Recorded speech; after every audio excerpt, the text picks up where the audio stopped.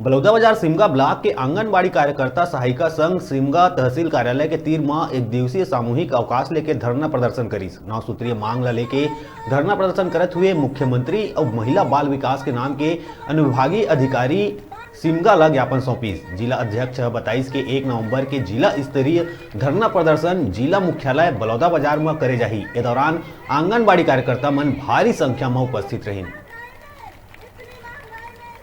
जैसे चुनावी वादा था भूपेश सरकार का कि उन्होंने कहा था हमें कि नर्सरी के रूप में हमारे आंगनबाड़ी को उन्नयन करेंगे करके, तो आज चूँकि 3 साल पूर्ण होने को आ गया है, फिर भी शासन इस ओर ध्यान नहीं दे रहा है और उसी से संबंधित हम आज धरना प्रदर्शन कर रहे हैं।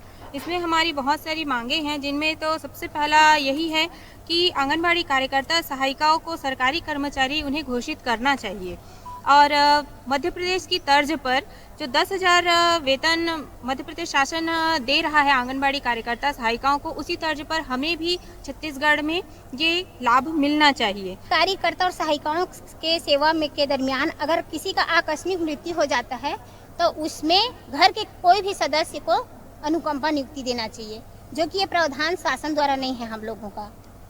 और कोविड-19 में काम करने वाले सभी कार्यकर्ता सहायिकाओं को प्रोत्साहन राशि देना चाहिए। हम लोग इतना दिन तक काम किए हैं कोविड में, लेकिन 1 रुपए का भी प्रोत्साहन राशि नहीं मिला है, तो हम ये मांग में रखे हैं। आज यदि हमारे मांगों को नहीं सुना जाता है आज के धरना प्रदर्शन को, तो हम लोग जिला स्तरीय धरना प्रदर्शन करेंगे, जो कि 1 तारीख को है।